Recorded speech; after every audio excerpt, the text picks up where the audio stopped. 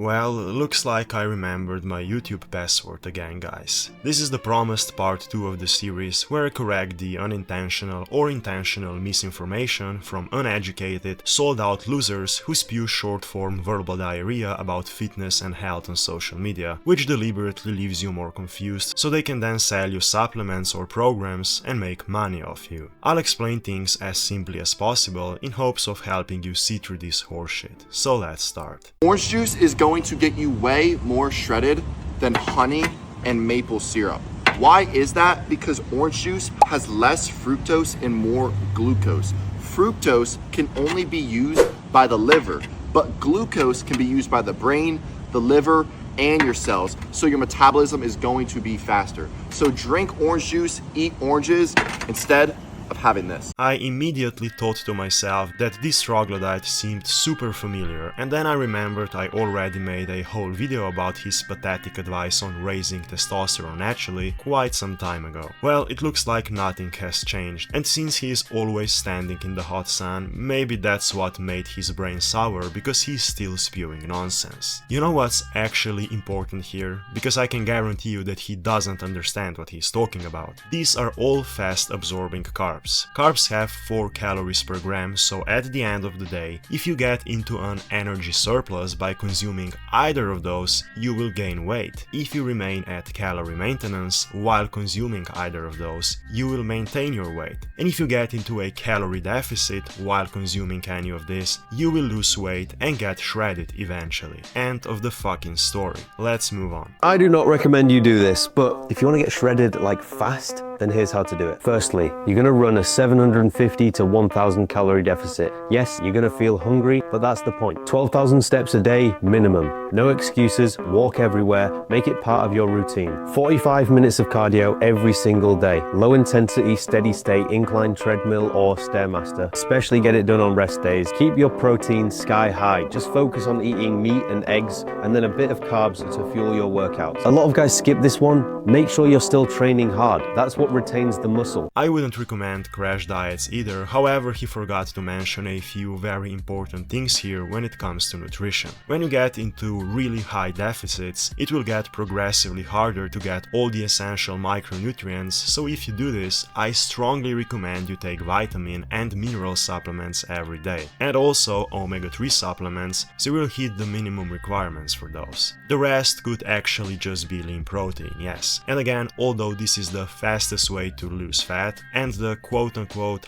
healthiest way to crash diet, I still strongly stand against such weight loss protocols. Bad source of protein, peanut butter. Good source of protein, powdered peanut butter. No, powdered peanut butter is still not a good source of protein, even though it has much fewer calories than normal peanut butter. That's because it is still classified as an incomplete protein source, since some of the essential amino acids are present in very small amounts. Bad source of protein, these nuts. Good source of protein, Greek yogurt. Yes, but eat the low-fat version if your goal is to lose weight. Bad source of protein, cheese. Good source of protein, steak. Bad source of protein, eggs. Good source of protein, egg whites. Since this reel continues in the same way, I'll stop here and explain what he really means. None of the complete, aka animal-based protein sources are bad. Some of them are just higher in calories due to higher fat content. So if you're on a calorie-restricted diet, prioritize lean meats, and if you're not, eat all meats. Eat whole eggs, etc., but still watch your calories and don't get fat.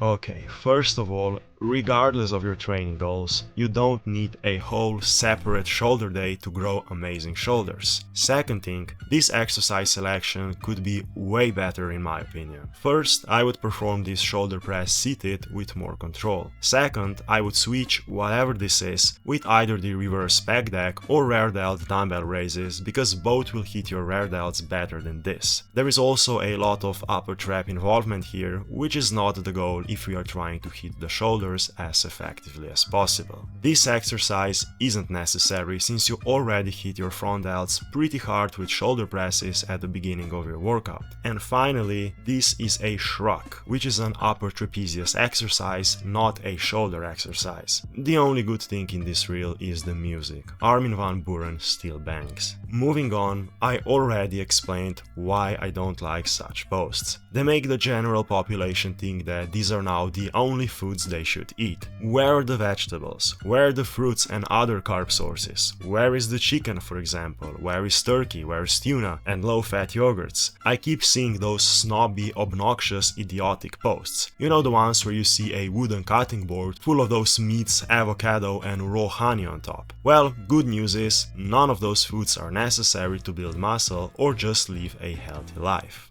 The more you lift the weights, the stronger you get. The stronger you get, the more muscle you build.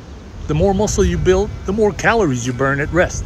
The more calories you burn at rest, the easier the fat loss becomes. The easier fat loss becomes, the better your insulin sensitivity. The better your insulin sensitivity, the less body fat you store.